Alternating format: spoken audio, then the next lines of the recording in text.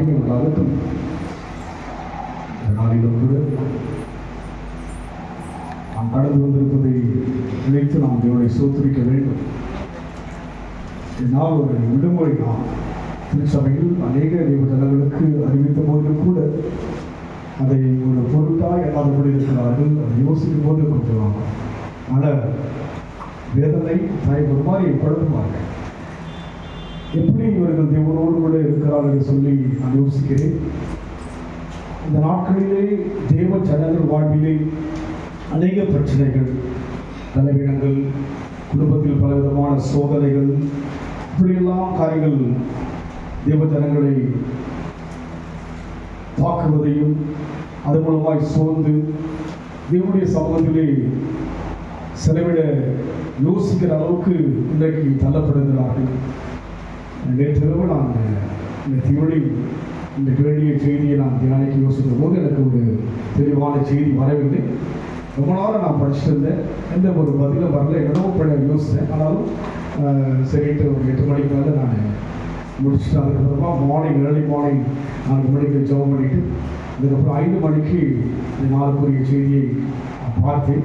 அப்போ எனக்குள்ள ஒரு கேள்வி, அந்த நான் தெய்வ ஜனங்களாக எங்கள் வாழ்க்கைய பிரச்சனைகள், எதற்காக பலவீனங்கள், தேவனை தேடுகிறோமே, கர்த்தரை தேடுவதற்கு ஒரு நன்மையும் குறைவுபடாமல் என்று சொல்லியிருக்கிறீர்கள். ஆனாலும் குறைவுகள், தடுமாற்றங்கள், பலவீனங்கள் ஏன், எதற்கு என்று சொல்லி மனதிலே ஒரு கேள்வி எழுப்பின போது அநேக வார்த்தைகளை நான் பார்த்துக்கிட்டே வரும்போது ஆண்டவர் ஒரு சில காரியங்களை குறித்து பேசினார். அதன் மூலமாக அந்த அனுபவத்துக்கு செல்லும் பொழுது பலவீனங்கள் வரும், பலவிதமான ஒருத்தர் வரும், ஆனாலும் மேற்கொள்ள முடியும். எந்த அனுபவத்தின் மூலமாக செல்ல வேண்டும் என்று சொல்லி வேதத்தின் மூலமாக ஆண்டவர் விளக்கின ஒரு சில வார்த்தைகளை ஒருவர் தியானிக்கும்படியாக 1 ராஜாக்களின் புத்தகம் 17ஆம் அதிகாரம் 24ஆம் வசனம். அப்பொழுது அந்த ஸ்திரீ எலியாவை நோக்கி, நீர் தேவனுடைய மனுஷன் என்றும் உம்முடைய வாயிலிருந்து பிறக்கும் கர்த்தரின் வார்த்தை உண்மை என்றும் இதனால் இப்பொழுது அறிந்திருக்கிறேன் என்றார். தேவனுடைய மனுஷன், தேவ ஜனங்கள் வாழ்விலே தேவன் தன்னை வெளிப்படுத்தாமல் தேவ மனுஷன் மூலமாகவே வெளிப்படுத்த விரும்புகிறார். இந்த எலியா யாருன்னு சொல்லி பார்க்கும்போது முதல் வசனம் வாசிப்போம். கீலேயாத்தின் குடிகளிலே திஸ்பியனாகிய எலியா ஆகாவை நோக்கி, என் வாக்கியப்படியே அன்றி இந்த வருஷங்களிலே பனியும் மழையும் பெய்யாதிருக்கும் என்று இஸ்ரவேலின் தேவனாகிய கர்த்தருக்கு முன்பாக நிற்கிற நான் அவருடைய ஜீவனை கொண்டு சொல்கிறேன் என்றார். இந்த எலியா ஒரு சாதாரண ஒரு குடிமகன், யாரும் ஒரு பிரபலமானவங்க பார்த்தீங்கன்னா ஒரு விதமான இந்த புறஜா விக்கிரக வழிபாடுகள் பார்த்தீங்கன்னா அவனுடைய தோரணை இந்த சாமியெல்லாம் பண்ணுவாங்க, வித்தியாசமாக இருப்பாங்க. என்ன பண்ணுவாங்க, நிறைய மாலைலாம் போட்டு அவங்களுடைய ஊருவாங்க, அவருடைய காரியங்கள் வித்தியாசமாக இருக்கும். என்ன பண்ணுவாங்க, அவங்க போயிட்டு காலில் விழுந்து வணங்குவாங்க. இப்படிலாம் வழிபாடுகளை பார்க்கிறோம். ஆனால் தேவனுடைய மனுஷனாக இவன் யார்? இவன் கீலேயாத்தின் குடிகளிலே என்று சொல்லிவர் ஒரு குடிமகன். இரண்டாவது இவன் யார் முன்பாக இருக்கிறான்? கர்த்தர் முன்பாக இருக்கிறான். இன்னொரு வசனம் வாசிப்போம். யாக்கோபின் புத்தகம் 5ஆம் அதிகாரம் 14 வாசிங்க, சீக்கிரம் வாசிங்க. உங்களில் ஒருவர் வியாதிப்பட்டால் எலியா என்பவன் நம்மை போல ஒரு பாடுள்ள மனுஷன். அவன் ஒரு தீர்க்கதரிசி, வானத்தை 3.5 வருஷம் அடைத்தவன். மழை பெய்ய வேண்டாம் என்று சொன்னபோது மழை 3 வருஷம் மழை பெய்யல. அதுக்கப்புறம் மறுபடியும் ஜெபிக்கிற மழை வந்தது. அதோடு மாத்திரமல்ல பல அற்புதங்களை செய்கிறான். வானத்திலிருந்து அக்கினி இறங்கி வந்து தகன பலிகளை பட்சிக்கும்படியான வல்லமையெல்லாம் பெற்று வரங்களெல்லாம் பெற்றவன் தான். ஆனால் இவன் யாராம்? ஒரு குடிமகன். இரண்டாவது நம்மை போல பாடுள்ள மனுஷன் தான். இன்றைக்கு தேவ மனுஷனுடைய காரியங்களை பார்க்கும்போது மற்ற என்ன பண்றாங்கன்னா, அவங்க ஒரு வேல்யூவா இருந்தா என்ன பண்றாங்க, அவங்க யோசிக்கிறாங்க ஒரு வேல்யூவா இருக்கணும், இப்படி யோசிக்கிறாங்க. எலியா என்பவர் யாரா இருந்தா ஒரு சராசரி ஒரு கீலேயாத்தில ஒரு குடிமகன். இரண்டாவது பாடுள்ள ஒரு மனுஷன் தான். ஆனால் இவனை குறித்து அந்த ஸ்திரீ சொல்லுகிறார், தேவனுடைய மனுஷன் என்றும் உங்களுடைய வாயில் பிறக்கும் கர்த்தரின் வார்த்தை உண்மை என்றும். அவன் பாருங்க, ஒன்று அந்த மனுஷன் சாதாரண மனுஷன், இரண்டாவது பாடுள்ள மனுஷன், மூன்றாவது கர்த்தர் முன்பாக நிற்கிற மனுஷன், நான்காவது என்ன செய்யலாம், உங்களுடைய வாயிலிருந்து பிறக்கும் கர்த்தரின் வார்த்தை. அந்த மனுஷனுக்கு எந்த வார்த்தை வருகிறது? கர்த்தருடைய வார்த்தை வருகிறது. அப்ப நம் வாழ்க்கையிலே ஒரு தேவ மனுஷன் என்று சொல்லும்போது அவன் சாதாரணமாக தான் இருப்பான். அதுக்கு அவர் பிரபலமானவனாக இருக்க வேண்டிய அவசியம். இன்றைக்கு பிரபலங்களை யோசிக்கிறார்கள், வெளித்தோற்றமான காரியம் யோசிக்கிறாங்க. என்ன பண்றாங்க? அதனால தான் பார்க்கும்போது அந்த நம்ம சபையின் காரியங்களுடைய ஒழுங்குல என்ன பண்ண மாட்டாங்க, அதிகமான ஒரு நாட்டம் இல்லாதபடிக்கு, கருத்தில்லாதபடி இருக்கிறாங்க.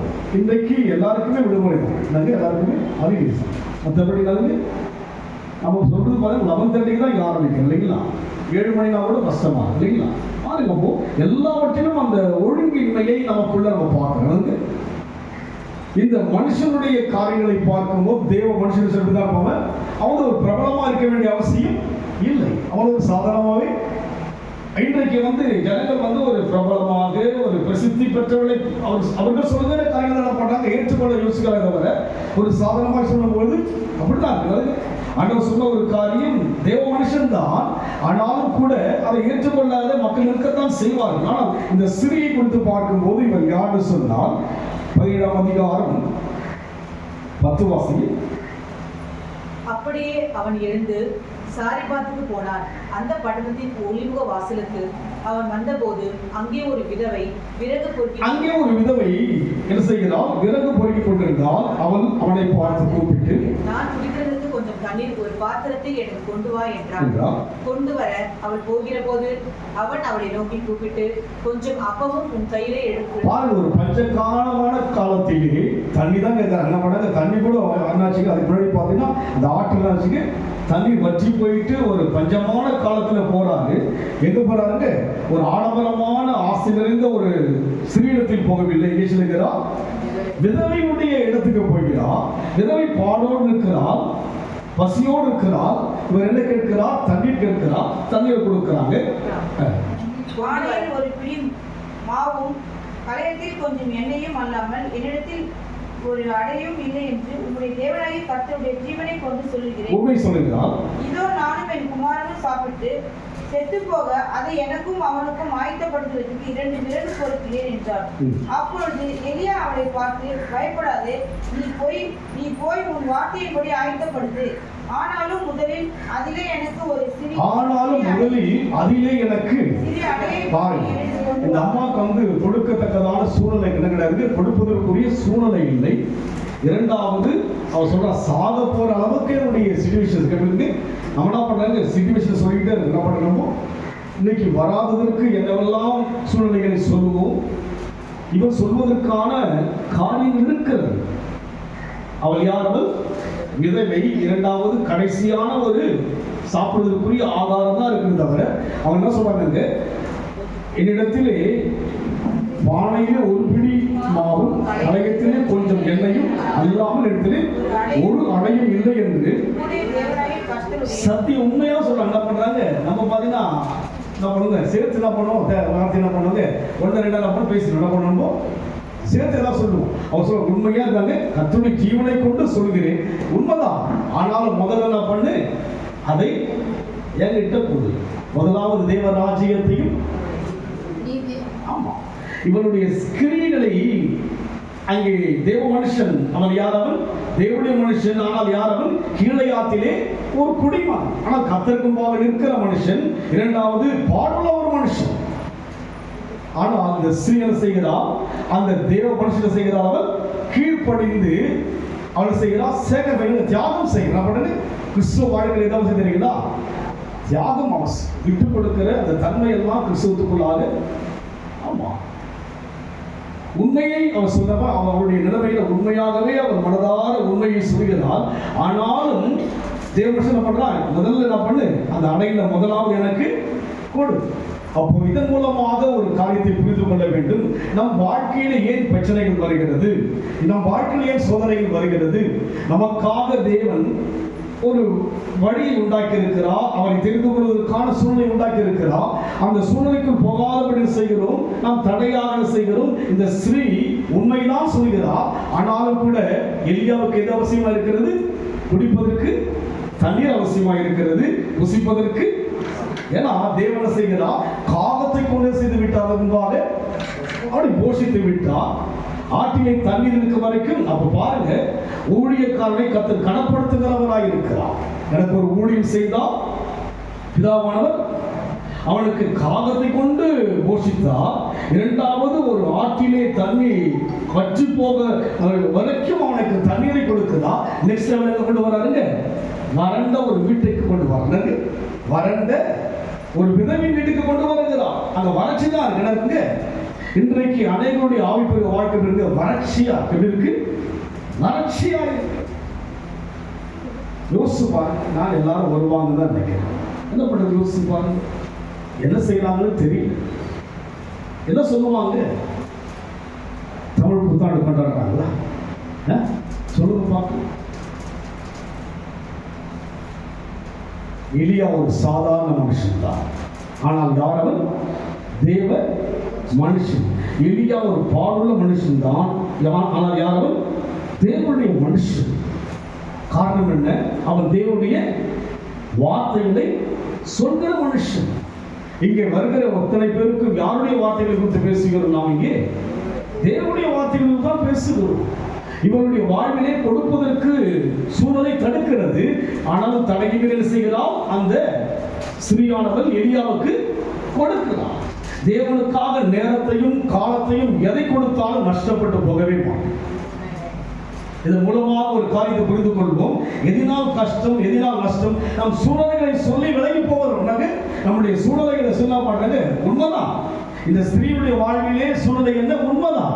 அந்த சூழ்நிலை யாருக்கு பொருட்டல்ல? தேவனுக்கு அது ஒரு பொருட்டல்ல. அதை கொடுப்பதினால் அவளுக்கு நஷ்டம் அல்ல.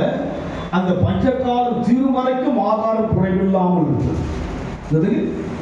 அதை கொடுத்ததுனால நஷ்டமாயிட்டாங்க, செத்து போயிட்டாங்களா? தொடர்ந்து படிச்சு பார்த்தீங்கன்னா அவங்க ஆகார திருப்தியே சாப்பிடுகிறார்கள்.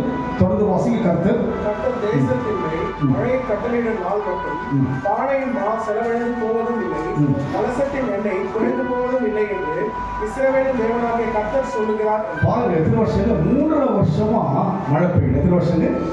3 வருஷமா வானத்தை. அப்போ 3 வருஷம் அவர்களுக்கு ஆகாரம் குறைவு, செத்து போற அளவுக்கு கடைசி ஆகாரம் வச்சுனாங்க. ஆனால் தேவ மனுஷனுக்கு கனப்படுத்தி அவனுக்கு கொடுத்தபடியினால மழை சொல்லப்படும். கர்த்தர் தேசத்தில் மழை கட்டளையிடும் நாள் மட்டும் பானையில் மா செலவழிந்து போகவில்லை, கலசத்தில் எண்ணெய் குறைந்து போவதும் இல்லை என்று இஸ்ரவேல் தேவனாகிய கர்த்தர் சொல்கிறார் என்றால், அவள் போய் எலியா சொற்படியே செய்தால் அவளும் இவனும் அவன் வீட்டாரும் அநேக நாட்கள் சாப்பிட்டார்கள். அநேக நாட்கள் பஞ்சகாலம் முடியும் வரைக்கும் சாப்பிட்டார்.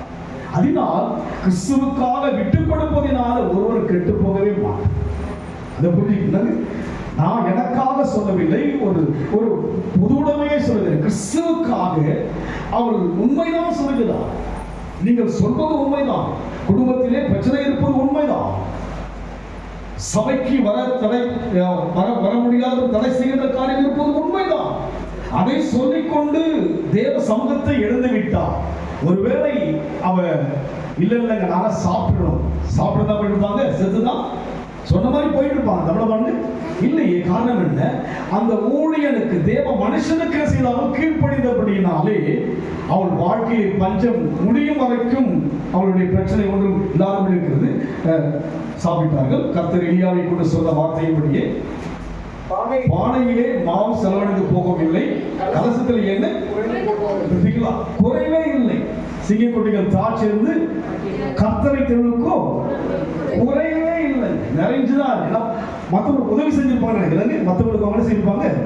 அக்கம் பக்கம் இந்த எலியை வச்சிருப்பாங்க. என்ன பண்ணிருப்பாங்க? எலியாவுக்கும் மற்ற பக்கம் என்ன பண்ணி சாப்பிட்டுருப்பாங்க இல்லைங்களா? அந்த அளவுக்கு காரணம் என்ன? அவள் தேவ மனுஷனுக்கு கீழ்ப்படிந்தாள். தேவ மனுஷன் யார் தாங்க? ஒரு சராசரி மனுஷன் தான். அவங்க ஒரு பெரிய ஒரு வெளித்தோட்டத்தில் பெரிய ஒரு மாற்றம் என்ன கிடையாதுங்க. இந்த பழைய இந்த சாமியெல்லாம் அப்படி பெரிய பெரிய பழகம் அப்படியே போயிட்டு காரை விட்டு இறங்கி போடுவாங்க. அப்படின்னு போயிட்டு திருஷ்டாக பண்ணப்படலாம், காலில் விழுவாங்க. அவங்க தோற்றம் அதுக்கு அவனுடைய தோற்றங்கள் அவங்களுடைய காரியம் எல்லாம் பார்க்கும்போது வித்தியாசமா இருக்கும். நம்மளாம் பார்த்தா ஒன்றுமே இல்லை இல்லைங்களா? நம்ம சொல்றதும் ஒன்றும் இல்லை, நம்மளை பார்த்தாலும் ஒன்றும் இல்லை. ஆனால் தேவனுடைய வார்த்தையை தான் நீங்க சொல்லுகிற ஒரு மனுஷனாக இருக்கிறதா, ஒரு சராசரி மனுஷன் தான். ஆனால் நீங்க வரும்போது நீங்க என்ன வார்த்தை பேசப்படுகிறது? தேவனுடைய வார்த்தை பேசப்படும். அதனால் நம் வாழ்க்கையிலே நாம் தேவ மனுஷர்களை கனப்படுத்த வேண்டும். கனப்படுத்தினால் கனப்படுத்தின போதும் 17 வாசிங்க. பதினெட்டு வாசிங்க ப்ளீஸ். அப்பொழுது அவள் எலியாவை நோக்கி, தேவனுடைய மனுஷனே, எனக்கும் உமக்கும் என்ன? என் அக்கிரமத்தை நினைக்க பண்ணவும் என் குமாரனை சாக பண்ணவுமா என்னிடத்தில் வந்தீர் என்றார். பாருங்க, ஆசீர்வாதமும் இருக்கிறது, பிரச்சனையும் இருக்கிறது. அப்போ தேவனை தேடும் போது ஆசீர்வாதமா இருக்கும், பிரச்சனை இருக்கும். ஆனால் இவன் செயல் முடிவு ஆரம்பம் அப்பமா இருந்தாலும் இவன் செயல்பட்ட விதங்களுக்கு அங்கே தேவ மனுஷனை குறித்து மகிமையான ஒரு காரியத்தை அந்த குடும்பத்தில் செய்கிறான். என்ன நடந்தது? அவனுடைய மகன் செத்து போயிட்டாருல்ல? இல்லையே, உயிரோடு கூட எழுப்பினா. அப்பதான் சொல்ற தேவ மனுஷன் என்று நாங்கள் அறிஞ்சிருக்கிறோம். அப்போ நம் வாழ்க்கையிலே நாம் தேவனுக்காக தேவ மனுஷனுடைய வார்த்தைகளை கீழ்ப்படிந்து சூழல்களை சொல்லாதபடிக்கு அவை எல்லாவற்றையும் மேற்கொண்டு சென்றாதான் என்ன பண்ண முடியும்? நம்ம வாழ்க்கையில ஒரு முழுமையை பெற முடியும். நம்ம நினைக்கிறோம் பணம் இருந்தாதான் முழுமைட்டு. இல்லை இல்லை, பணம் இருந்தாதான் முழுமைட்டு கிடையாது. பணம் ஒரு முழுமையை கொடுக்கா, பொருட்கள் ஒரு முழுமையை கொடுக்கா. ஒரு வாழ்க்கையிலே ஒன்றுமில்லாத ஒரு வாழ்க்கை செய்ய முழுமை பெறுகிறார். இந்த வசனம் வாசிப்போம். எபேசியர் 5ஆம் அதிகாரம் 29ஆம் வசனம் வாசிப்போம். கெட்ட வார்த்தை ஒன்றும் 5ஆம் அதிகாரம் தன் சொந்த மாம்சத்தை பகைத்தவன் ஒருவனும் இல்லையே, கர்த்தர் சபையை போஷித்து காப்பாற்றுகிறது போல. பாருங்க, பழைய ஏற்பாட்டிலே ஆலயங்கள் தீர்க்கதரிசிகளை வைத்து என்ன செய்தார்? கர்த்தர் நடத்தினார். புதிய ஏற்பாட்டில் செய்கிறார். படியப்போ, தன் சொந்த மாம்சத்தை பகைத்தவன் ஒருவனும் இல்லையே, கர்த்தர் சபையை போஷித்து காப்பாற்றுகிறது போல ஒருவர் சபையிலே போஷித்து செய்கிறார், காப்பாற்றுகிறார். சபையின் மூலமாக தான் கிறிஸ்துவுக்குள் வளர்ச்சி. என்னது? அன்றைக்கு எலியா ஒரு தீர்க்கதரிசி மூலமாய் அந்த ஸ்ரீ வளர்ச்சி அடைந்தார். தேவனை அறியக்கூடிய அந்த காலங்கள் பழைய ஏற்பாட்டின் காலத்தில் புதிய ஏற்பாட்டில் தேவனை செய்து விட்டார், சபைகளை உருவாக்கி விட்டார். சபையின் ஐக்கியத்தின் மூலமாக தான் செய்யப்படுகிறது. வாசிப்போம். தன் சொந்த மாம்சத்தை பகைத்தவன் ஒருவனும் இல்லையே, கர்த்தர் சபையை போஷித்து காப்பாற்று. தன் சொந்த மாம்சத்தை பகைத்தவன் ஒருவனும் இல்லையே. அது முன்வசனம் வாசிக்கலாம். அப்படியே புருஷர்களும் தங்கள் மனைவிகளை தங்கள் சொந்த சரீரங்களாக பாவித்து அவர்களில் அன்பு கூற வேண்டும். தன் மனைவியின் அன்பு கூறுகிறவன் தன்னில் தானே அன்பு கூறுகிறான். தன் சொந்த மாம்சத்தை பகைத்தவன் ஒருவனும் இல்லையே, கர்த்தர் சபையை போஷித்து காப்பாற்றுகிறது போல ஒவ்வொருவனும் தன் மாம்சத்தை போஷித்து. இங்க வந்து பாத்தீங்கன்னா சபை என்பதை குறித்து ஆண்டவர் விளக்குகிற காரியத்தை பார்த்தீங்கன்னா 32 வாசி. இந்த ரகசியம் பெரியது, நான் கிறிஸ்துவை பற்றியும் சபையை பற்றியும் சொல்லி. ஒரு கணவன் மனைவியை குறித்து பேசிக்கொண்டே பவுல் வருகிறார். அந்த கணவன் மனைவி போல நம்ம சபை என்பது என்னங்க? அவர் ஒரு மணவாளன், நாம் யாவரும் மணவாட்டி. எப்படியாக கணவனும் மனைவியும் உறவு எப்பேற்பட்ட உறவு உள்ளது? அது ஒரு ஆழமான அர்த்தமுள்ள உறவு. என்னது? பெற்றோரையே விலக்கி விடுகிற உறவாக இன்றைக்கு என்ன செய்து கணவன் மனைவி என்ற உறவு நம்மளுக்கு பெற்றோரையே விளைக்கிறாங்க. என்ன பண்ண பயப்படுறதுக்கு அப்படிதான் சொல்லியிருக்கீங்க. சொல்றாங்க, இது நிமித்த மனுஷன் தன் தகப்பனையும் தாயை விட்டு தன் மனைவியோடு இசைந்து இருவரும் ஒரே மாம்சமா இருப்பார்கள். கணவன் மனைவி பத்தி பேசுறது. எதை பத்தி பேசுறாங்க? சபையை குறித்து பேசுகிறார். சபையின் அனுபவம் என்ன? அவர் மணவாளன், நாம் எல்லாம் மணவாட்டிகள். கணவனை விட்டு விட்டு ஒரு மனைவி ஒரு 2-3 நாள் வெளியே போயிட்டு என்ன பண்ணுவாங்க? ஏற்றுப்பாங்களா? என்ன பண்ண மாட்டாங்க. அது ஒரு தவறு அல்லவா? கணவனுடைய கட்டுப்பாட்டில் யார் இருக்க வேண்டும்? மனைவி. அதுதான் இங்க ஒழுங்கு அங்க சொல்லப்பட்டிருக்கிற காரியம். அப்போ சபை என்பது கணவன் மனைவி என்கிற உறவை போல சபை ஒரு மணவாளனுடைய சபை. சபை என்றால் ஏதோ வாரத்துக்கு ஒரு முறை வந்துட்டு போறோம்னு நினைக்கிறீங்களா? அதனால தான் என்ன பண்ணாங்க, நமக்கு ஏற்றபடி வழிபடுகிறோம். எனக்கு சாதகமாக இருந்தால் வருவேன், எனக்கு பாதகமாக இருந்தால் வரமாட்டேன், எனக்கு அந்த நிகழ்ச்சி தான் வருவேன், இந்த நிகழ்ச்சி தான் வரும். இல்லை இல்லை, ஒரு கணவனும் மனைவியும் தூரம் போய்விட்டால் அது பிரிவை உண்டாக்கும். ஒரு கணவனும் மனைவியும் உண்மை இல்லாவிட்டால் அது வேதனை உண்டாக்கும். அதுபோல்தான் சபை. எதனால வேதனை வருகிறது? எதனால பிரச்சனை வருகிறது? எதனால பலவீனம் வருகிறது? அந்த ஸ்திரீ அந்த மனுஷனை தேவ மனுஷனாய் ஏற்றுக்கொண்டு தன்னுடைய சூழ்நிலைகள் எல்லாம் பாதகமாய் சொல்லாதபடிக்கு தேவ மனுஷனுக்கு ஏற்றபடி சாதகமாக படையை செய்தால், அவனை கனப்படுத்தினால், பஞ்சகாலம் வரைக்கும் அவருடைய காரியங்கள் ஆசீர்வாதமாக இருந்தது. மரித்த மகனையே உயிரோடு கூட எழுப்பி. அப்ப பாருங்க, இதன் மூலமாக தேவனுடைய ஐக்கியத்துடன் இருக்க வேண்டும். சபை என்பது ஒரு கணவனையும் மனைவியும் சொல்வது போல்தான் சபை. சொல்றாங்க. இப்ப வாசிங்க, மறுபடியும் வாசிங்க 30-31 வாசிங்க. நாம் அவருடைய சரீரத்தின் அவயங்களாயும் அவருடைய மாம்சத்திற்கும் அவருடைய எலும்புகளுக்கும் உரியவர்களாயும் இருக்கிறோம். இது நிமித்தம் மனுஷன் தன் தகப்பனையும் தன் தாயையும் விட்டு தன் மனைவியுடன் இசைந்து இருவரும் ஒரே மாம்சமாய் இருப்பார்கள். இந்த ரகசியம் பெரியது. இந்த ரகசியம் பெரியது. நான் கிறிஸ்துவை பற்றியும் கல்யாணத்தை பத்தியும் கணவனை பத்தியும் மனைவி பத்தியும் பேசுற இந்த ரகசியம் பெரியது. இந்த ரகசியம் பெரியது. கிறிஸ்துவை பற்றியும் சபையை பற்றி சொல். எதை பற்றி சொல்றது? சபை என்றால் ஒரு கணவனும் மனைவி எப்படி இருக்காது போல பிரிந்து போகாத மரணம் தான் பிரிக்கும். அதுக்கு எப்பதான் பிரிக்குது? மரணம் தான். கல்யாணம் ஆகும்போது சொல்லுவாங்க, வாழ்விலும் துக்கத்திலும் உயர்விலும் தாழ்விலும் மரணம் பிரிக்க மட்டும் அவனை விட்டு பிரிஞ்சு போக மாட்டேன்னு சொல்றாங்க இல்லைங்களா? அதே போல்தான் சபை என்பது ஒரு மணவாளன் இருக்கிற இடம். நாம் எல்லாம் யாராய் இருக்கிறோம்? 30 வாசிக்கும் போது அவருடைய சரீரத்தின் அவயங்களாயும் அவருடைய மாம்சத்திற்கும் அவருடைய எலும்புக்கும் எப்படியாக கணவனும் மனைவி ஒரு மாம்சமாய் இருப்பது போல சபையும் நாமும் ஒரு மாம்சம். அதுக்கு இணைந்து விட்டோம். யாரோடு இணைந்து விட்டோம்? கிறிஸ்துவாகிய சபைக்குள்ளே நான் மாம்சம் செய்து விட்டேன். மாம்சமும் சதையுமா என்ன பண்ணான்னு சொல்லல. அவங்க எப்படிங்கிறாங்க? மாம்சமும் சதையுமாங்கிறாங்க. எவ்வளவு காலம் ஓடுத்து பார்க்கலாம், எவ்வளவு காலம் ஓடுத்து பார்க்கலாம். நான் பார்த்து தான் இருக்கிறேன். எவ்வளவு காலம் அப்படியே பின்னி உறவாடுறாங்கல்ல, மெய்மறந்துடுறாங்கல்ல. என்ன பண்றாங்க? மாம்சமும் மெய்மறந்துடுறாங்கல்ல. அதுபோல்தான் சபை என்பது என்னங்க? உறவாடுகிற இடம். இதை உதறி தள்ளி விட்டு எனக்கு உண்மை விட்டா யாரும் இல்லை, உங்க அன்பை விட்டா என்ன அழகா பாடி ஏமாத்தின பாட்டை எவ்வளோ அருமையா எழுதியிருக்காங்க. இப்போ நானே பண்ணிட்டு நானே பாட்டெல்லாம் எழுத ஆரம்பிச்சிட்டேன். எனக்கு ஆசையாயிடுச்சு. எனக்கு ஆசையாயிடுச்சு. வேற ஒரு 15 பாட்டுகள் எழுதிட்டேன். இன்னும் ஒரு 85 பாட்டு எழுதி முடிச்சு ஆகும்.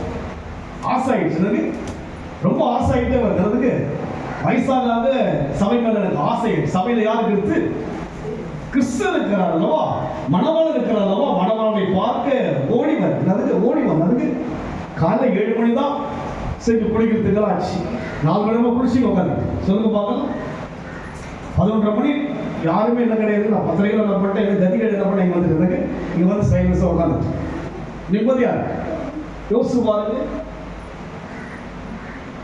ஒரு கணவன் வீட்டில் இருக்கிறார், சீக்கிரம் மாமா வீட்டுக்கு என்னங்க சீக்கிரம் வாங்குறாங்க. என்ன பண்றாங்க? நாங்க சுத்தி இங்க சுத்தி வந்தா நாங்க வாங்கின கூட என்ன பண்ணுவாங்க? ஒரு கணவன் ஃபோன் பண்ணப்ப எங்கம்மா இருக்கிற வந்துட்டு வீட்டுக்கு சீக்கிரம் வாங்க. என்ன பண்ணுவாங்க? என்ன பண்ணுவாங்க?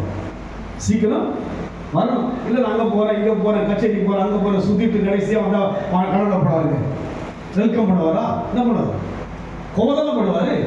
அதே போல்தான் ஒரு கணவன் எப்படி ஒரு மனைவி எதிர்பார்க்கிறாரோ அதுபோல திருச்சபை மணவாட்டியாகி நம்மை எதிர்பார்க்கிறது. ஒரு ஆழமான ஒரு காரியம். நான் காலையில் ரொம்ப நேரம் யோசனை பண்ணேன், இதை பிரசங்கிக்கலாமா, எல்லாரும் நான் ஏதோ ஒரு சுயமா நான் சொல்றேன்னு இல்லை. சபை என்பது என்னங்க? ஒரு கணவனும் மனைவி போல ஒரே மாம்சம். சபை காரியங்கள்ல தான் நீங்க அதிகமான எவ்வளவுக்கு எவ்வளவாக இந்த சபை குழுக்களுடைய காலத்துல வந்து நம்ம எவ்வளவுக்கு எவ்வளவாக இணைக்கப்படுகிறோமோ அவ்வளவாய் ஆசீர்வதிக்கப்படுகிறோம். சபையில் தான் கர்த்தர். சபை என்பது தேவனுடைய ஒழுங்கு. அதனால் சபை படி நம்ம தொடர்ந்து இந்த ரகசியம் பெரியது. நான் கிறிஸ்துவை பற்றியும் சபையை பற்றியும் சொல்கிறேன். எப்படியும் உங்களை அவனவன் தன்னிடத்திலே அன்பு கூறுவது போல தன் மனைவிடத்திலே அன்பு கூற கணவன் மனைவியும் புருஷத்திலே பயபக்தியாய் இருக்க கடவுள். அதுக்கு அன்பு கூறணும். இரண்டாவது பயபக்தியாய். சபை என்பது என்னங்க? பயபக்திக்குரிய ஒரு இடம். பயபக்தி இருக்க வேண்டும். எப்படி ஒரு மனைவி பயபக்தி கணவன் அன்பு கூறுகிறார், தேவன் அன்பு கூறுகிறார் இல்லைங்களா? தேவன் அன்பாகவே இருக்கிறார். அதனால்தான் இதுவரைக்கும் தாங்கிக் கொண்டே வருகிறார், அணைத்துக் கொண்டே வருகிறார், சேர்த்து கொண்டே வருகிறார். காரணம் என்ன? அந்த மணவாளன் அன்புள்ளவர். உலக இறுதியான கணவனும் மனைவிக்குள்ளால் அன்பும் இருக்கும், அம்பும் இருக்கும், அம்பும் இருக்கும், மூன்றும் இருக்கும். ஆனால் சபையின் மணவாளன் இயேசு கிறிஸ்து என்னதான் இருக்கு? ஒன்றே ஒன்று இருக்கு. என்னது? அன்பு தான் இருக்கிறது. அன்பு என்ன செய்கிறது? சகலத்தையும் தாங்குது, சகிக்குது, நீடிய பொறுமையா இருக்கு, என்னெல்லாம் இருக்குதுல்ல. அதனால்தான் என் வண்டி ஓடிட்டு இருக்கு. இவ்வளவு நாட்கள் நம்ம ஓடுறோம்னா காரணம் என்ன? மணவாளன் எப்படி இருக்கிறா? அன்பா இருக்கிறா. எவ்வளவு நல்லா அன்பா இருப்பாரு. சொல்லுங்க பார்க்கலாம். பயபக்தி நமக்குள்ளே இருக்கிற ஒரு தேவ மனுஷனுடைய வார்த்தை சொல்கிறா, அந்த ஸ்திரீ என்ன செய்கிறாள், இருப்பது உண்மைதான், என்னால முடியாதுங்க, கடைசியா என்ன பண்ணோம், அந்த விறகெல்லாம் பொறுக்கி நானும் என் பிள்ளைய சாப்பிட்டு என்ன பண்ண போறோம், சாக போறோம் சொல்லும்போது, இல்ல இல்லம்மா முதல்ல அந்த அடையில் என்ன பண்ண எனக்கு கொடுன்னு சொன்னாங்க, கொடுத்தாங்க இல்லைங்களா? அது போல நம்முடைய மனதை, நம்முடைய காரியங்களை தேவனுக்கென்று கொடுத்து பார்த்து கொடுக்காமையே கொடுத்து விடப்படக்கூடாதுன்னா மனதை சொல்லுங்க, உங்களை முழுமையா கொடுங்க, முற்றிலுமாய் கொடுங்க. கர்த்தர் நம்ம எதிர்பார்க்கிறார். மணவாளன் எப்படி மணவாட்டியை ஏங்கி பார்க்கிறாரோ அதுபோல கர்த்தர் எதிர்பார்க்கிறார். ஒரு மனைவி ஒரு கணவனை மனைவி பார்த்து மனைவியிடம் கணவன் அதிகமாக ஆசைப்படுவாங்க. கணவனை பண்ண மனைவி மேல அந்த ஆசை என்ன பண்ணாங்கன்னா டவுட் ஆகிடுங்க. அந்த ஆசை என்ன பண்ணுங்க, சந்தேகத்துக்கெல்லாம் போயிடுங்க. ஆசை என்ன பண்ணுங்க, சந்தேகத்துல கொண்டு போயிடும். ஆசை இல்லாதுங்க. காரணம் என்ன, மனைவி மீது அதிகமான அன்பு என்னதுக்கு, அது அன்பா யோசிச்சு பாருங்க. சந்தேகத்தின் ஆவிலாம் வந்து என்ன பண்ணுங்க, அதை கழிக்குது. என்ன பண்ணுங்க, ஏன்னா மனைவி யாரும் அது போல நாம் யார் தேவனுக்கு மணவாட்டிகள். சபை என்ன ரகசியம், இது கிறிஸ்துவை குறித்தும் சபை குறித்தும் சொல்லப்படுகிறது. அதனால் சபையில் இருக்க வேண்டும் மனைவியும் புருஷத்திலே பயபக்தியா இருக்கும். பயமும் பக்தியும் வந்தாதான் வளர்ச்சி வரும். ஆமென் சொல்லுங்க. சபையில பயமும் பக்தி இருக்கும். கர்த்தர் இங்க இருக்கிறார், கர்த்தர் இங்க இருக்கிறார்.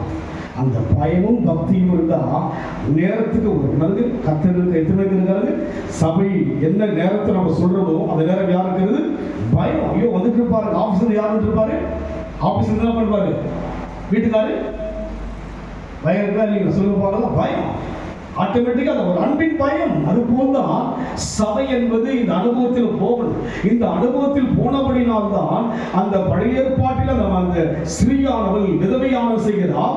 பயந்து அவருடைய வார்த்தைக்கு கீழ்ப்படிந்து சூழ்நிலை எல்லாவற்றையும் தள்ளிவிட்டு அந்த அடையை முதலாவது கொடுத்தபடியினாலே பஞ்சக்காலம் முழுமையாக மாவும் எண்ணெயும் பானையில குறையவே இல்லை. அதுபோல் நம் வாழ்க்கையிலே ஒரு கணவனை எப்படி ஒரு ஸ்திரீ ஒரு மனைவி எப்படியாக நேசிக்கிறாளோ பயந்து ஜீவிக்கிறாளோ அது போல மனது நமக்கு அந்த ஒரு பிராக்டிக்கல் இல்லை இல்லைங்களா? அந்த ஒரு பிராக்டிக்கல் அனுபவம் தான் பண்ணுவோம். அந்த அனுபவம் நமக்கு வரும். இப்போ அப்படி ஒரு அனுபவம்லாம் இல்லை. அம்மாவுடைய அண்ணன் அவங்க வந்துட்டாங்க. காலையில் என்ன பண்ணலாம், அந்த அம்மா இது போல போயிட்டு என்ன பண்ணலாம், தூக்கிட்டு போறாங்க. காலை போட்டு என்ன பண்ணுவாங்களா, கணவனுடைய காலை அந்த காலம். இப்போ என்ன பண்றாங்க, அது மாதிரி யாரும் யோசிச்சு பாருங்க, ஃபேஷனா பேரை விட்டு கூப்பிட ஆரம்பிச்சிட்டாங்க. பேரை கூப்பிடுறோம், இன்னும் போக போக வாடா போடா இதெல்லாம் சரளமா வந்துட போகுது. ஏன்னா இந்த பிராக்டிக்கலா ஒரு கணவன் மனைவிக்குள்ள அந்த பயமும் அன்பும் இல்லாதபடியினாலே கிறிஸ்துவுக்குள்ள நம்ம இல்லை, நம்ம வாழ்க்கையில அதை வெளிப்படுத்த முடியல நமக்குள்ளாக. கிறிஸ்தவம் சபை என்பது என்ன, ஒரு கணவன் மனைவியின் உறவு போல்தான். கணவன் ஒருபோதும் மனைவி விட்டு கொடுக்கவே விட்டு கொடுக்க மாட்டான். ஒருவேளை அந்த மனைவி தவறு செய்யணும் வெட்டி கூட போடுறது எவ்வளவு நடக்குது, கொலையே பண்ணிடுவாங்க. என்ன பண்ணுவாங்க, காரணம் என்ன, மனைவி மீது கணவனுக்கு ஒரு ஈர்ப்பு. அது போல்தான் தேவனும் நம் மீது ஒரு ஈர்ப்பு.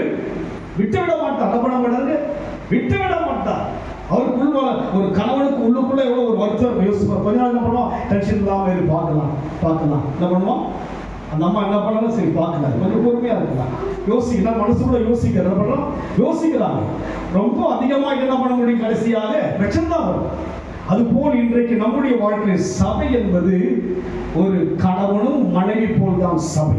இன்னொரு வசனம் வாசிங்க, 1 கொரிந்தியர் 1ஆம் அதிகாரம் 33 வாசிங்க, சீக்கிரம் வாசிங்க.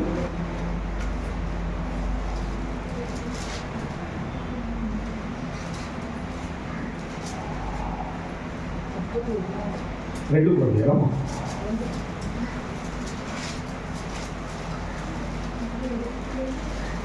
இல்லையா,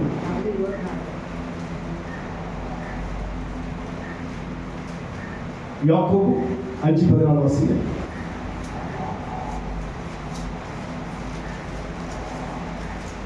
உங்களில் ஒருவன் வியாதிப்பட்டால் அவன் சபையின் மூப்பர்களை வரவழைப்பானாக. சபையின் மூலமாக தான் சுகத்தை தேவன் கொடுக்க விரும்புகிறார். யார் மூலமாக தான், சபையின் மூலமாக தான். யாரை கொண்டு, மூப்பனை படிமாக. உங்களில் ஒருவன் வியாதிப்பட்டால் அவன் சபையின் மூப்பர்களை வரவழைப்பானாக. அவர்கள் கர்த்தருடைய நாமத்தினாலே அவனுக்கு எண்ணெய் பூசி அவனுக்காக பாருங்க, சபையின் மூப்பர் வந்தாலும் சுகமாயிடும். அவன் சொல்ல பார்க்கற யாரு மூப்பர்னா யாரு? அப்படியே ஒரு சபையுடைய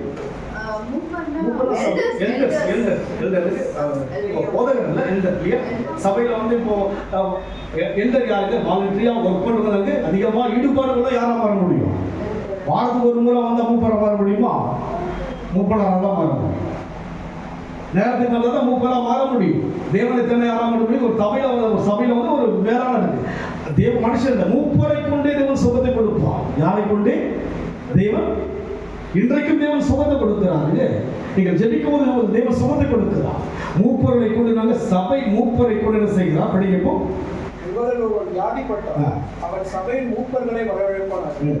அவர்கள் கர்த்தருடைய நாமத்தினாலே அவனுக்கு எண்ணெய் பூசி அவனுக்காக ஜெபம் பண்ண கடவுள். அப்பொழுது விசுவாசம் உள்ள ஜெபம் பிணியாளியை ரட்சிக்கும். பார்த்தீங்களா? இதுக்கெல்லாம் சபை மூலமாக தாங்க பெரிய காரியம் நடக்கும். அவங்க சொல்ல பார்க்கலாம், சபை மூலமாக தான் நடக்கும். திருச்சபையிலிருந்து போனவங்க ஒரு 4-5 பேர் ஹாஸ்பிட்டல் போவாங்க. என்ன பண்ணுவாங்க? ஹாஸ்பிட்டல் போவாங்க. சுகம் கிடைக்காது. என்ன பண்ணுவாங்க? நாங்கெல்லாம் நாட்களில் வந்து ஹாஸ்பிட்டல் வழியெல்லாம் போயிருந்தாங்க. மதியம் 4 மணிக்கு என்ன பண்ணுவாங்க? ரயில்வே ஹாஸ்பிட்டல் போவோம். நான் தனிப்பட்ட GH ஹாஸ்பிட்டல் போவேன். இப்படியாக நம்மளும் இந்த சுகத்தை கொடுக்கிறவராக இருக்கு. அதனால் சபை என்பது ஒரு சிம்பிளா யோசிக்கிறாங்க. என்ன பண்றாங்க? இன்னைக்கு எல்லாரும் வராதவங்க நம்ம யோசிக்கிறாங்க, சிம்பிளா தான் யோசிக்கிறாங்க. அதுக்கு வராத அத்தனை பேருடைய மைண்ட் என்ன இருக்கு? சபை என்பது ஒரு சாதாரணமா யோசிக்கிறாங்க. சபை என்பது ஒரு கணவன் மனைவி என்கிற ஒரு ஐக்கியத்தின் உறவு. அது விட்டு கொடுக்கவே மாட்டான் மனைவி கணவன். அது போல நம் வாழ்க்கையிலே ரொம்ப என்ன பண்ணுங்க, சபையை வந்து ஒரு பெரிதா யோசிக்க மாட்டோம். என்ன பண்ண மாட்டாங்க? சூழ்நிலைகளை சொல்லிட்டு அவாய்ட் பண்ணிடுறாங்க. போயிட்டே இருக்கு. கர்த்தர் உணர்த்து என்ன பண்ணாரு? நான் திடீர்னு என்ன பண்ணேன், செவ்வாய்க்கிழமை லீவு தான் இருக்கு. நான் என்ன சொல்லிட்டு நம்ம இந்த வருஷம் என்ன பண்ணணுமோ உபவாசம் தவறாமல் நடத்தணும்னு நினைச்சேன். நெக்ஸ்ட் வீக் பார்த்தீங்கன்னா நியூபிஎஸ் வந்துடும். அதுக்கப்புறம் நம்ம நடத்தவே முடியாது. என்ன பண்ண முடியாது? இன்னைக்கு ஒரு நல்ல விடுமுறை தான். நீங்களா லீவ் இல்லைன்னா கூட போவாங்க. நீங்களா எல்லாருக்கும் லீவ் இருக்கா? இல்லைங்களா லீவ் இருக்குல்ல பிள்ளைங்களுக்குலாம்? ஆஃபீஸ் இருக்குங்களா? உங்களுக்கு லீவாமா? பரவாயில்ல. நம் வாழ்க்கையில வந்து தேவனை சபையை வந்து எவ்வளவு முக்கியப்படுத்தணுமோ அவ்வளவு கர்த்தர் உயர்த்துவார். நான் பார்த்துருக்கேங்க. அன்றைக்கு சபையில நான் அவ்வளவு முக்கியப்படுத்தி நான் பண்ணுவேன். காலையும் மாலையும் அந்த சபையை ஒரு 12 வருஷங்கள் அந்த அந்த அந்த ஐக்கியத்துக்குள்ளே இருந்தேன். வறுமை இருந்தது, பல தடை இருந்தது, தேவை இருந்தது, எவ்வளோ பிரச்சனை. ஆனால் அந்த ஐக்கியத்துக்குள்ளாக பின்னப்பட்டே இருந்த பின்னால்தான் வெளியே கர்த்தர் கொண்டு வந்து இன்னைக்கு ஊழியக்கான கர்த்தர் மாற்றினான். அதனால வந்து சபை என்பது ஒரு கணவன் மனைவியினுடைய உறவு. இன்னொரு வசனம் வாசிப்போம். 2 கொரிந்தியர் 8:23 வாசிங்க. சிவராசி 1 கொரிந்தியர் 8ஆம் அதிகாரம் நீங்கள் இருக்கமா? நீங்கள் கிரயத்துக்கு கொல்லப்பட்டீர்கள். நீங்கள் கிரயத்துக்கு கொல்லப்பட்டீர்கள். மனுஷனுக்கு அடிமைகளாகாதீர்கள். தேவனை அன்பு கூறும் எவனோ அவன் தேவன் அறியப்பட்டிருக்கிறான். தீத்துரை குறித்து ஒருவன் விசாரித்தால் அவன் எனக்கு கூட்டாளியும் உங்களுக்காக இன்பன் விளையாடுவான். 22 படித்திருக்கிறார். ஸ்தானாதிபதிகள் 8:23. அதுதான் இப்படி அப்படி தீத்துரை குறித்து ஒருவன் விசாரித்தால் அவன் கூட்டாளியும் உங்களுக்காக இன்பன் விளையாடுமா இருக்கிறான் என்று. எங்கள் சகோதரரை குறித்து ஒரு விசாரித்தால் அவர்கள் சபைகளுடைய ஸ்தானாதிபதிகளும் கிறிஸ்துவுக்கு மகிமையா இருக்கிறார்கள் என்று. சபைகளுடைய ஸ்தானாதிபதிகள் சபையில தான் வந்து நமக்கு ஒரு முதிர்ச்சியை தேவன் கொடுக்கிறார். எங்க கொடுக்கிறார்? சபையின் மூப்பராய் மாற்றுகிறார். எங்களால் சபையில செய்கிறார் ஸ்தானாதிபதி. அதுக்கு ஸ்தானாதிபதி அது வந்து படிக்கிறது எப்படி பார்த்தீங்களா? அவ்வளோ ஒரு வேலைக்கு நமக்கு என்ன இருக்கு? ஸ்தானாதிபதியா கர்த்தர் மாற்றுறார். எங்க மாற்றுறாருங்க? சபையில் தான் நடக்குது. சபையில் தான் சபை மூப்பர் போய் ஜெபிச்சார்கள் சுகம் அடைகிறார்கள். சபையில யாரா இருக்கிறோம்? ஸ்தானாதிபதியை மாறுகிறோம். 24. ஆதலால் உங்கள் அன்பையும் நாங்கள் உங்களை குறித்து சொன்ன புகழ்ச்சியையும் சபைகளுக்கு முன்பாக அவர்களுக்கு திருஷ்டாந்தப்படுத்துங்கள். சபைகளுக்கு முன்பாக அவர்களுக்கு என்ன பண்ணுங்க? திருஷ்டாந்தப்படுத்துங்க. என்னங்க? அப்ப சபை தான் நமக்கு முக்கியமானது. இதை நீங்க கோட்டை விட்டீங்கன்னா அவ்வளவுதான், முழுசா கோட்டை விட்ட மாதிரி தான். அதாவது சபை ஐக்கியத்தை வந்து ஒரு வேல்யூவா நினைக்காம, தேவனுடைய வார்த்தை, தேவ மனுஷனுடைய வார்த்தைகளை வந்து ஒரு கனமா எண்ணாம, நம்ம எவ்வளவுக்கு எவ்வளவாக அதை ஆய்வு பண்ணிட்டு போறோமோ அவ்வளவாக பின்வரும் காலங்களில் வந்து தேவன் நம்மளுடைய நம்ம ஏற்றுக்கொள்ள முடியாது. எங்குதான் நான் மூப்பராய் மாறுகிறேன், சபையில் தான் நான் மூப்பராய் மாறுகிறேன். எங்குதான் நான் சாதிபதியை மாறுகிறேன், சபையில் தான் சாதியமாகிறது. அந்த இந்த எனக்குள்ளாக இந்த சபை வளர்ச்சியில நான் பங்கேற்க தான் இந்த லெவல்லாம் வர்றதுக்கு, இந்த லெவல்லாம் வரும். இதை வந்து எங்கள் பாஸ்டி கேட்டான், இன்னும் என் பெரிய ஆள் மாதிரி பண்ணுறேன். நான் சொன்னேன், நான் ஒரு பெயிண்ட்ல இருக்கிறேங்க, நான் கூலிக்காரங்க. அவருடைய பார்வைக்கு தெரியுது, நான் தெரியுது இவன் ஜெபிக்கிறான், இவனுக்குள்ள எதுவும் நடக்குது, என்னுடைய கண்ட்ரோல இருக்குன்னு தான் யோசிக்கிறேன். ஜெபம் பண்ணுறாம எது நடக்குது, ஐக்கியத்தில் கரெக்டாக வரான், சபையில் தொடர்ந்து ஜெபிக்கிறான். அவருக்கு தெரிகிறது இந்த ஐக்கியம் வந்தாலும் அவன் மூப்பரா மாறிடுவான், ரெண்டாவது பண்ணுவான், ஸ்தானாதிபதியா மாறிடுவான் அப்படின்னு என்ன அவருக்கு. ஏன்னா நீங்க அந்த வளர்ச்சிக்குள்ள வந்தாலே ஆட்டோமேட்டிக்கா வந்துடும். அந்த வளர்ச்சிக்குள்ள நீங்க அந்த ஐக்கியத்துக்குள்ள வந்துட்டாலே போதும். அந்த ஐக்கியம் போக போக போக அநேக காரியங்கள் எனக்குள் கடந்து வந்தது, மாற்றங்கள் வந்தது. அதனால் சபை என்பது ஒரு கணவனும் மனைவியும் இருக்கின்ற ஒரு காரியம். கடைசி இன்னொரு வாசிங்க, 12:28 வாசிங்க. 1 Corinthians 12:28.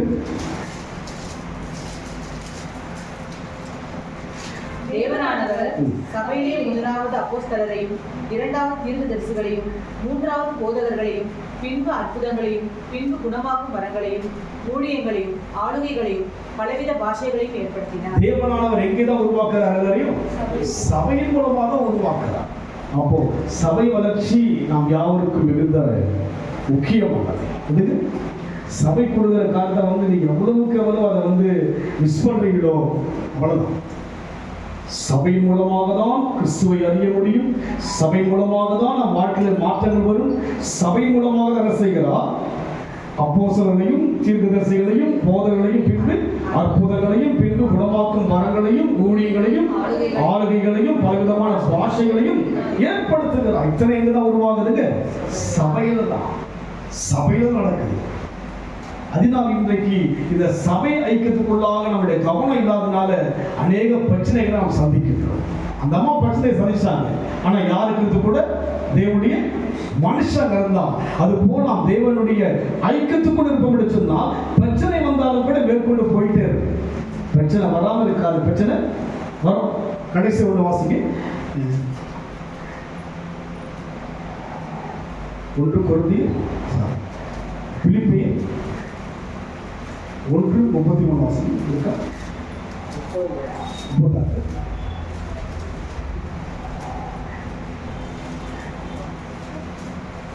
கலாத்தியர் மாஸ்டர்ஸ்.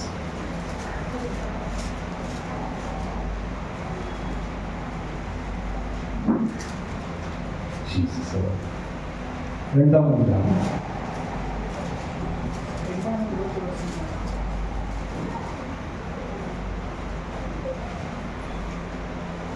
4ஆம் அதிகாரம்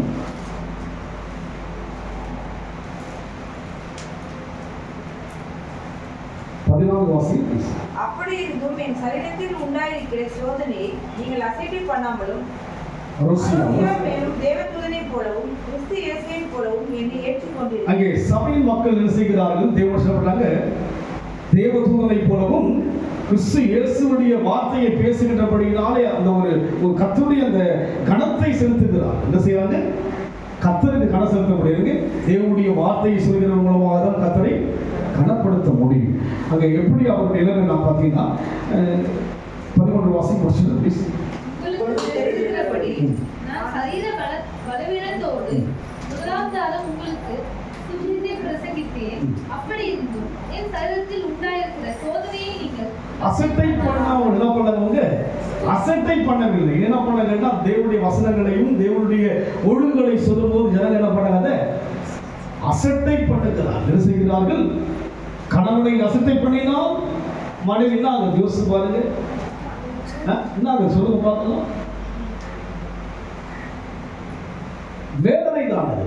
இங்கே அவர் எப்படி வருகிறார்கள்? அப்படி உங்களுக்கு தெரிந்திருக்கிறபடி சரீர பலவீனத்தோடு முதலாவது உங்களுக்கு சுவிசேஷத்தை சரீர பலவீனம் நடந்துங்க.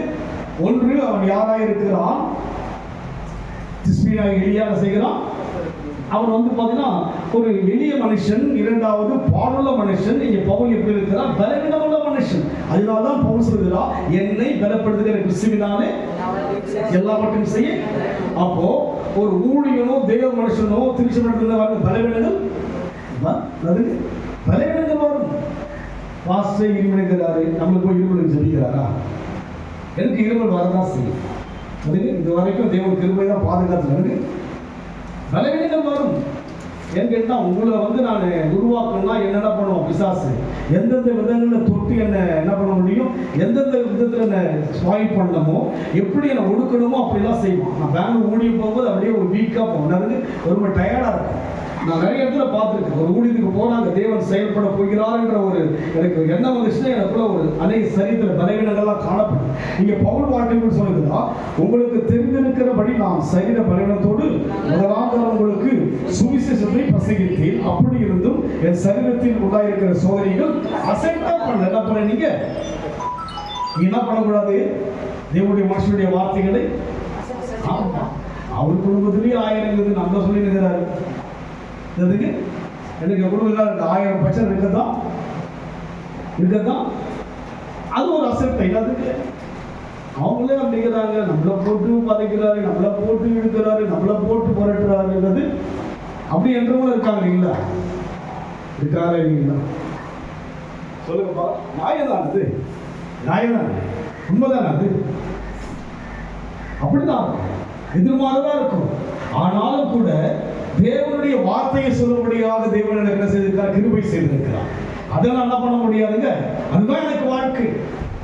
எல்லாருக்கும் சொல்லியிருந்தாரு, சத்தியம் என்பது எல்லாருக்கும் தான், எனக்கு தான், பிள்ளைகளுக்கு தான், எல்லாருக்கும் தான் சத்தியம். ஏற்றுக்கொள்வதும் ஏற்றுக்கொள்ளாமல் இருப்பதும் அந்த ஆத்மா தனி. யாருங்க? பிள்ளையா இருந்தாலும் யாருங்க? தனி ஆத்மா. அதாவது என் கட்டுப்பாட்டில் இருக்கிற வரைக்கும் கிடையாது. டாக்டர் கிட்ட நான் என்ன பண்ணது?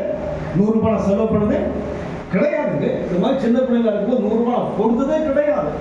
தைரியமா சொல்ல முடியும். 100 ரூபாய் செலவழிச்சதே கிடையாது. ஏன்னா அந்த நாட்கள் அப்படி நான் தெய்வனோடு கூட ஐக்கியம் கொண்டு வறுமை வேதனைலாம் இருக்கும். கர்த்தரை விடவே மாட்டேன். ஆத்திகமாக ஓய்வுனால விடவே மாட்டேன். ஊழியத்தை விடவே மாட்டேன். அந்த ஊழியக்காரர் என்ன சொல்ல அதெல்லாம் விடவே மாட்டேன். அப்படியெல்லாம் இருந்து தேவன் நடத்தி கொண்டு வந்தார். அதனால் இன்றைக்கு இந்த அனுபவத்துக்குள் போக முடியாக என்ன சொல்கிறார்? அப்படி இருந்தும் என் சரீரத்தின் உண்டாயிருக்கிற சோதனையை நீங்கள் அசட்டை பண்ணாமலும் தேவதூதனை போலவும் கிறிஸ்து இயேசுவை போலவும் என்னை ஏற்றுக்கொண்டீர்களா? அவர் பலவீனமா வராரு, பிரசங்கம் பண்றாரு. எப்படி ஏற்றுக்கிட்டாங்க?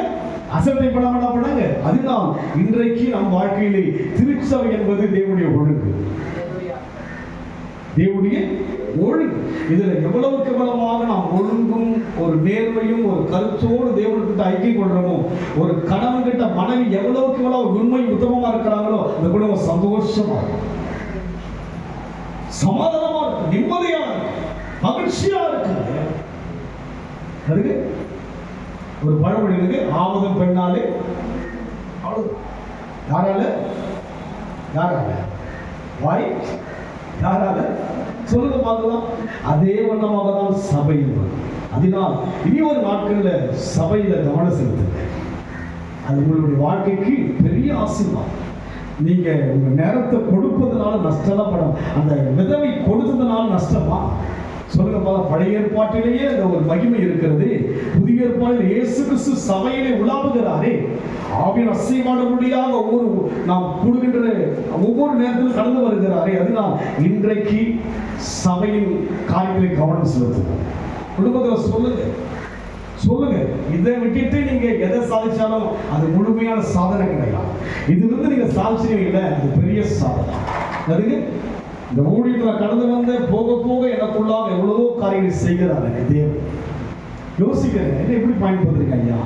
உண்மையான பாடும்போது அப்படி எனக்குள்ளாக ஒரு மகிழ்ச்சி. ஒவ்வொரு வார்த்தையை சொல்லி பாடும்போது என் மகன் என்னுடைய மனசுல ஒரு மகிழ்ச்சி, ஒரு முகத்துல வந்து ஒரு எனக்குள்ளாக அந்த பிரசத்தை உணர முடிகிறது. என்ஜாய் பண்றேன் கர்த்தரை நான். அதனால் சபையில தான் கர்த்தரை நான் ரசிக்க முடியும். சபையில் தான் அந்த அழகை ரசிக்க முடியும். அந்த சபையின் கூடுதல கவனம் செலுத்த நமக்கு கொடுத்து அன்பின் ஆண்டவரே, எலியா கீலேயாத்தின் குடிகளிலாகி எலியா தேவ மனுஷன் கர்த்தருக்குமாக நிற்கிற மனுஷன் அவன் பாடுள்ள மனுஷன்தான். அந்த வார்த்தைக்கு வல்லமை இருந்தது. காரணம் தேவ மனுஷன். அதை விட இன்றைக்கு நாங்கள் சபையில் இருக்கிறோம். நாங்கள் சபையிலே நாளுக்கு நாள் மூப்பராக, ஸ்தானாதிபதிகளாக, அப்போஸ்தலர்களாக, தீர்க்கதரிசிகளாக உருவாக்க இந்த எல்லாரையும் அழைச்சிருக்கிறீங்க. ஆண்டவரே, திருச்சபை ஒரு கணவன் மனைவி, ஒரு மாம்சமும் சபையும், அதுபோல சபையில் ஒவ்வொரு முறையும் நாம் கூடுகிற அந்த ஐக்கியத்தில் நான் இல்லைன்னா, ஒரு கணவன் அந்த என் மனைவி இல்லைன்னா எப்படி துடிப்பாங்களோ அதுபோல் தான் இருக்கிறீர்களா? அந்த மனைவியை எவ்வளவு நேசிக்கிற ஒரு கணவன், அதுபோல எங்களுக்காக நேசிக்கிற ஒரு தெய்வன் அப்பா. எங்கள் ஆண்டவரே இல்லைன்னா ஒரு பதட்டம் எங்க காணும் ஆண்டவரே. அப்படி இல்லாதபடிக்கு நீ ஒரு நாட்களில் கர்த்தாவே நாங்கள் அந்த சிறியை போல நாங்கள் சபையிலே மாம்சம் சபையை போல மாற்றுங்க, நடத்துங்க. ரகசியம் பெரியது. சபையை குறித்தும் கிறிஸ்துவை குறித்தும் சொல்லப்பட்டிருக்கிறது. அதற்கு நன்றி செலுத்துகிறோம் ஆண்டவரே. எவ்வளவு தேவ ஜனங்கள் வரல, கர்த்தர் அறிவி தேவன் இறங்குங்க, வாழ்க்கையிலும் பெரிய மாற்றங்களை கொடுங்க ராஜா. சிஷ்டமாக வருகின்ற நாட்களில் நாங்கள் ஆண்டவரை சிறுத்தையில் ஊழி வைத்திருக்கிறோம். அதற்கு வேண்டி எல்லா காரியங்களும் பொருட்படுத்திக் கொள்ளுங்க ஆண்டவரே. வாலண்டியர்ஸ் தாங்க ஆண்டவரே. மனமகந்த டீச்சர்ஸ் வரணும். எல்லாரையும் நீங்கள் ஆசீர்வதிக்க ராஜா. தேவனுடைய கர்த்தர் ஒப்புக் கொடுக்கணும். இயேசுவின் நாமத்தில் பிதாவே. என் ஆத்துமாவே கர்த்தரை ஸ்தோத்திரி, என் முழுமே நாமத்தை ஸ்தோத்திரி. என் ஆத்துமாவே கர்த்தரை ஸ்தோத்திரி. கர்த்தர் சில சர்வதாரங்களையும் வாழ்வாங்க.